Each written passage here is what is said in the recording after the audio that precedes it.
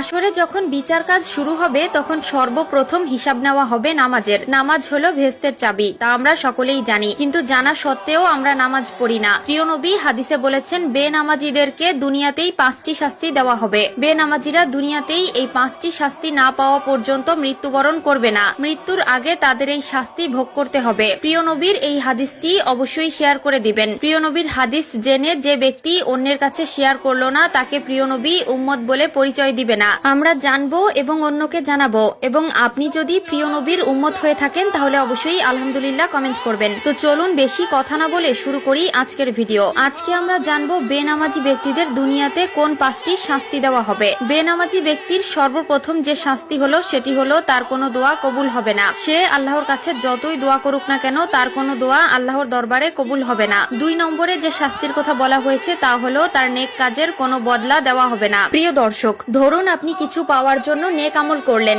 কিন্তু আফসোসের বিষয় আপনি যদি বেনামাজি হয়ে থাকেন আপনার নেক কাজের কোনো ফল আপনি পাবেন না। 3 নম্বরে যে শাস্তির কথা বলা হয়েছে তা হলো চেহারা থেকে নেককারদের নূর উঠে যাবে। প্রিয় দর্শক, জন্মগতভাবেই আল্লাহ তাআলা কালো, সুন্দর, অসুন্দর সকলের চেহারায় একটি মায়াবী নূর দিয়েছেন, কিন্তু নামাজ না পড়ার কারণে তাদের চেহারা থেকে সেই নূর উঠে যায় এবং দেখতে দেখতে একসময় চেহারার অবস্থা ভয়ঙ্কর হয়ে যায়। যার চেহারা থেকে আল্লাহর নূর উঠিয়ে নেয় তার প্রতি মানুষের কোনো মায়া মহব্বত থাকে না। 4 নম্বরে যে শাস্তির কথা বলা হয়েছে তা হলো তার জীবনের বরকত উঠে যাবে। আয় রোজগারে বরকত থাকবে না, ব্যবসা বাণিজ্যে কোনো সাফল্য পাবে না, সংসার জীবনে একটার পর একটা অশান্তি লেগেই থাকবে।